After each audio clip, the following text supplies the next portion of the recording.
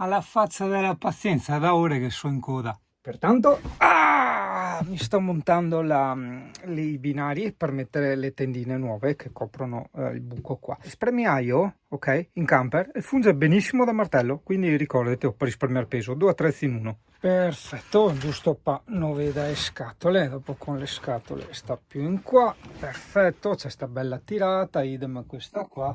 Benissimo, no? Tutta un'altra roba direi. Adesso riempiamo e vedi. Pensavo meglio, decisamente meglio pensavo, ma vabbè, piuttosto vede le scatole, va bene tendine così.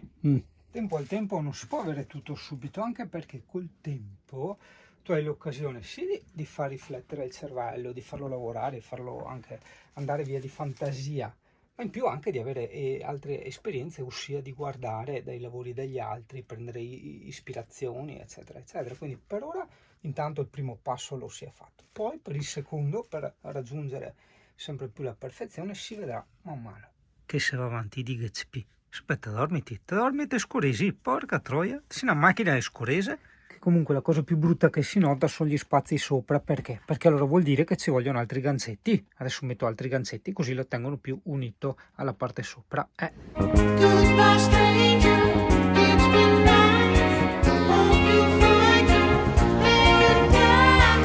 Try to see you, point of view. Hope your dreams will all come true. Goodbye, Mary. Goodbye, Jane. Tu probabilmente non lo capisci dal monitor, però in questi giorni di marzo c'è il mare che con le luci del mattino fa questo colore un po' grigio, un po' cromo, un po' color stagno, cioè non lo stagno dove che va è anare, rane, no, lo stagno nel senso quello che te stagni i circuiti elettrici, no? Ed è una cosa bellissima che ti lascia senza pensieri, a meno che tu dopo insomma non ti sforzi a farne. Chi conosce la filosofia, le 1000 filosofie di questo canale, di questa avventura via YouTube merda, capisce che non è niente il mare, ma la vera fortuna sta nel riuscire ad apprezzarlo, ossia nel portare noi stessi, argomento trito e ritrito, ma fidati che è la chiave di tantissime cose.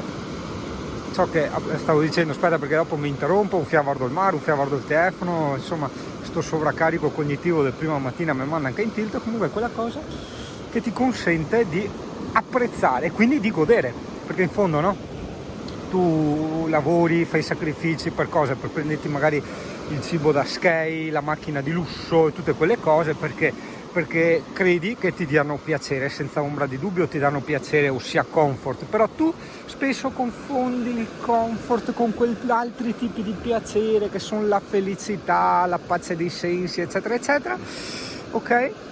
E insomma è il fine ultimo al quale tu corri e rincorri, no? È il fine ultimo, ragazzo, se tu giri le carte, cioè proprio te che giri il senso alle carte, guarda che se PVC non è quello che te pensi, è solo una questione di, passami il termine, allenamento. Esempio, mi piace da matti Bora Bora, ma non ho il minimo desiderio ora di andare a Bora Bora, perché tutto questo è più che compiacente per me, hai capito? È più che sufficiente per la mia felicità e per il mio benessere. Ogni visione è una poesia, anche questa barchetta di pescatori, no? Che ogni mattina passa. Prova a pensare che io questa la vedo in tutti i vari contesti, ossia nei vari colori che offre questo paesaggio.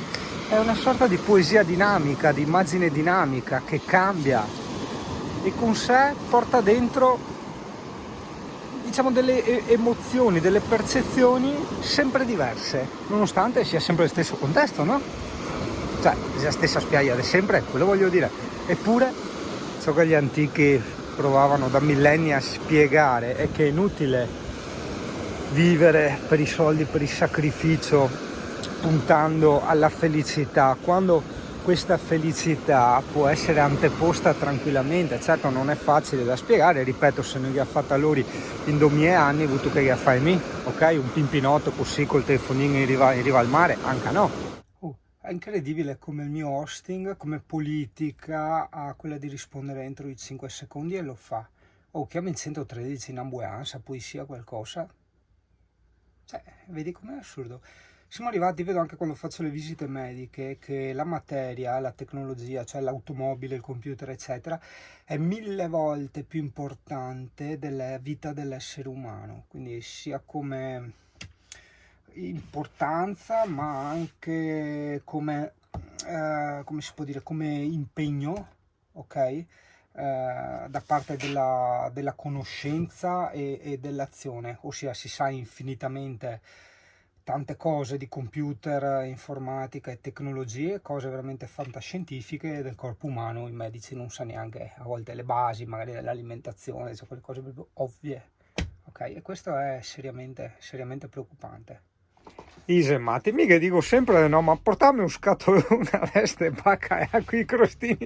Ise i numeri uno, un giorno li conoscerai. Io ti dirò che per quanto io spieghi sempre ai tu che no, da Veneto, da uno che ha la mentalità veneta, che è completamente diverso da essere veneti, mi raccomando, sto attento. E dà fastidio ricevere, cioè no, dà fastidio, scusa, ci sentiamo a disagio nel ricevere qualcosa, anche se è un dono, per carità. E però devo dire, dai, che ogni volta che tu mi regalano roba da mangiare è sempre apprezzabile, perché insomma è roba o buona o del loro orto, o fatta da loro, eccetera eccetera. Dica, Cipitti, neanche domandato? Dicevo sempre che una volta mi portava da mangiare, no? Perché dicevo, magari mi vedeva anoressico, no? E ora gli dicevo, poi detto, bisogna dare da mangiare a sto qua, se no adesso che so ciccione, ok, probabilmente continuo a portarmi da mangiare pensando che goda da mantenere. Ovviamente scherzo e apprezzo. So che non appresso cipiletto scorese, madonna, tasi che i tuoi asnasai hanno capito, perché dopo par che mi esagere, porca miseria, finestre spalancate, Che cos'è sto culone che scorreggia sempre? Porca miseria. Te cava l'ossigeno. Va bene, dai, torna a lavorare.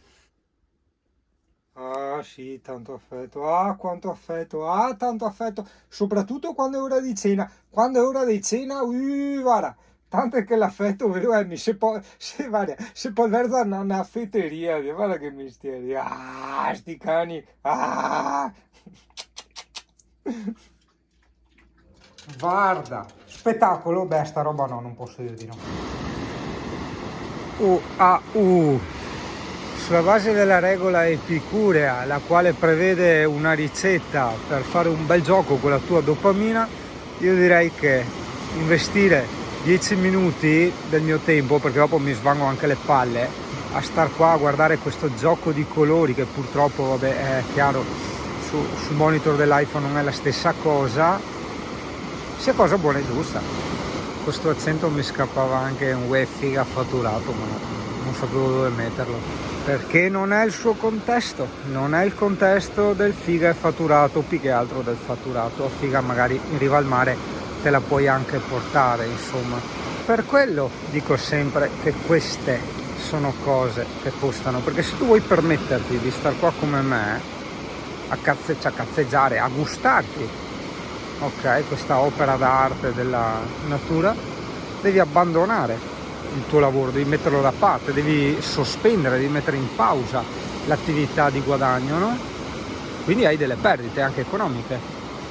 Per me nulla di tutto ciò è una perdita, è un investimento, però ribadisco, ragazzo, come ho già spiegato qualche video fa, tutto ciò è un investimento, non è affatto gratis. La libertà costa, è roba da ricchi, anche economicamente parlando, c'è poco da girarci attorno. Anche tutti quelli che vedi su Instagram, no? Che fanno i reel, che loro girano il mondo qua e là, no? Sembra sempre che lo facciano a gratis, che vadano ad aria, no? In realtà fanno benissimo a girare il mondo, Chi lo fa con l'ape, chi lo fa col camper, chi lo fa col furgone, ma fanno no benissimo, 1000 volte di più di benissimo, solo che fa spazzare, che se è una roba così per tutti, anche no, ci vogliono dei soldini non solo per coprire le spese del cibo, del gasolio, dei pezzi che si rompono, il tagliando, eccetera eccetera, ma anche per mantenerti normalmente, perché mentre tu sei a fare la van life in giro per il mondo, qual è l'altra parola del cazzo, c'è un'altra parola insulsa, non me la ricordo, una roba che non c'entra con i camper, una roba che significa Wanderlusting, ok? e per tutte robe così a gratis da fare semplicemente, in realtà appunto devono sky ragazzi, perché se tu fai Wanderlusting o Van Life o quel cazzo che voglia, chi va a lavorare al posto tuo? Guarda che sei una bella domanda questa, eh?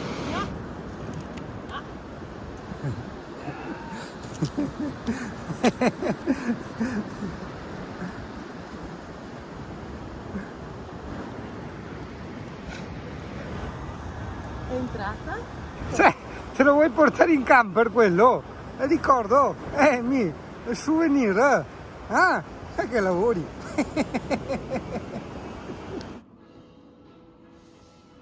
Poi chiedimi perché faccio tutto in nero, praticamente 1000 euro di visite, c'è anche adesso per un controllo di 5 minuti, altri 82 euro, e io sono senza parole, e la sanità non esiste, quindi mi fa tutto a pagamento. Bene, ho appena mollato la bestemmia più lunga della mia vita, che veramente, cioè ogni volta che vai, questa è stata la spesa più piccola, 80 euro, ok? Ogni volta che vai a fare tipo una visita, vengono fuori altre 2 visite nuove, cioè, non so, arriviamo a 10.000 euro fra un po', non ho parole, cioè uno veramente gli viene da lasciarsi andare, lasciarsi morire se ha qualcosa, hai capito?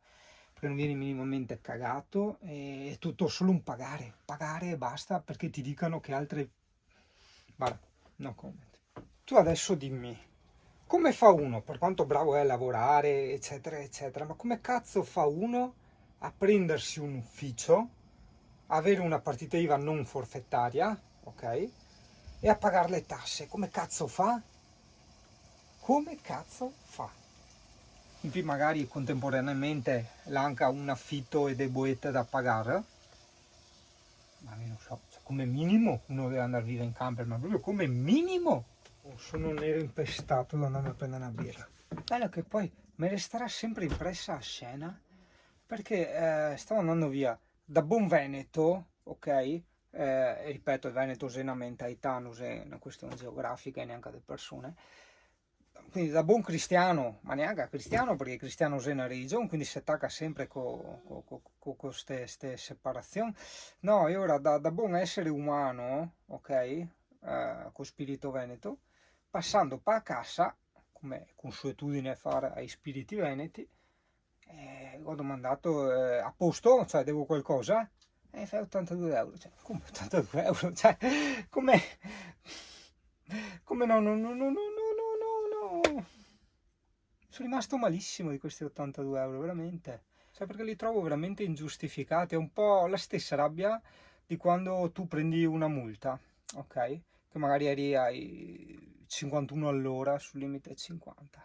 E io questi 82 euro li sento come una multa.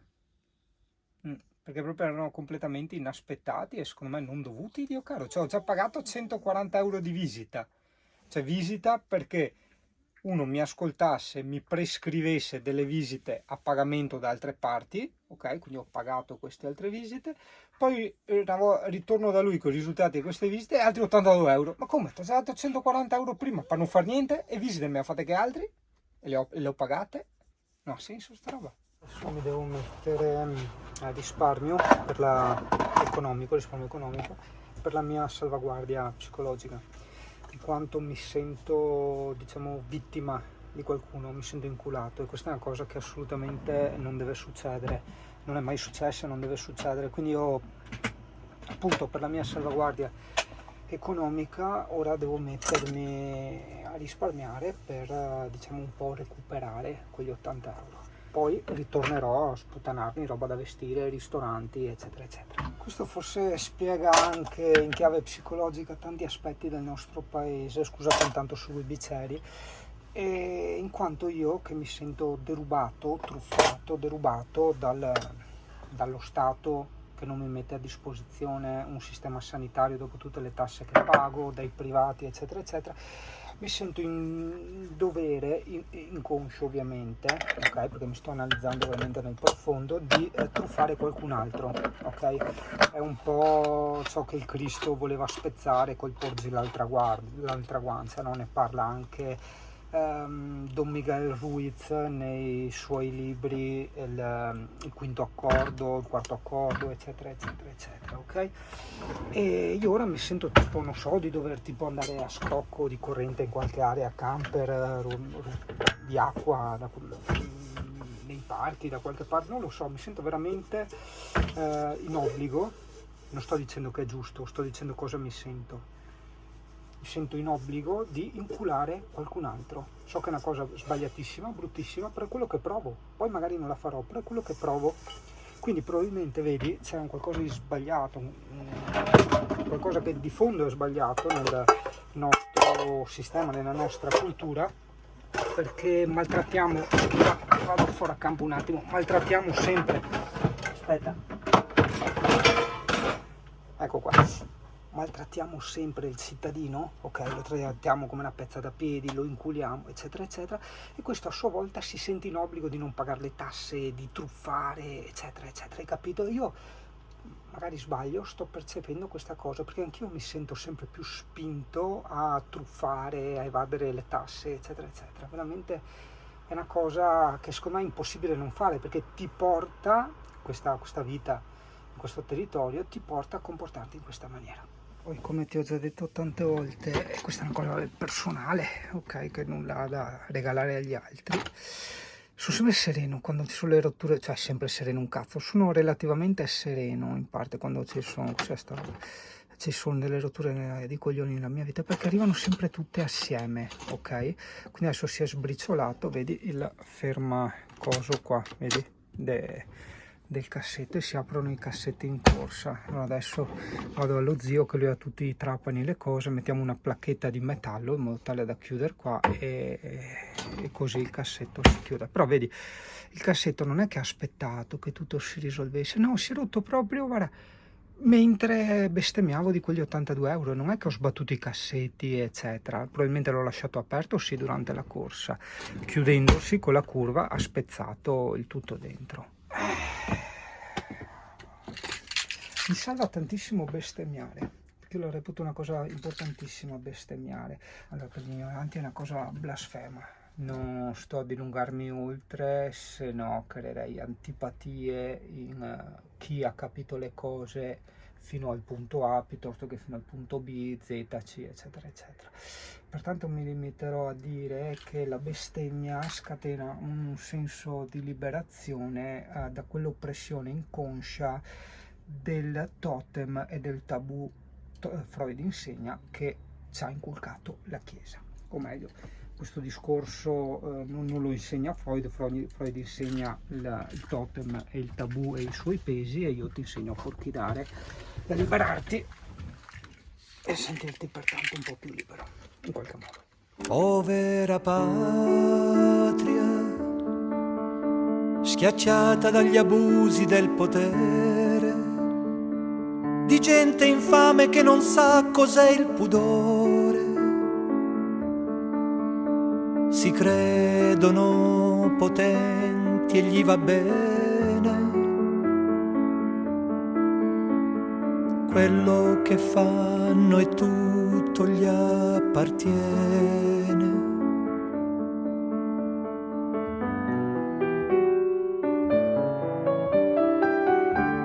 Tra i governanti, quanti perfetti e inutili buffoni, questo paese è devastato dal dolore, ma non vi danno un po' di dispiacere quei corpi in terra senza più calore. Non cambierà, non cambierà, non cambierà, forse cambierà. Ma come scusare le iene negli stadi e quelle dei giornali, nel fango affonda lo stivale dei maiali. Me ne vergogno un poco e mi fa male vedere un uomo come un animale. Non cambierà, non cambierà. Sì che cambierà, vedrai che cambierà.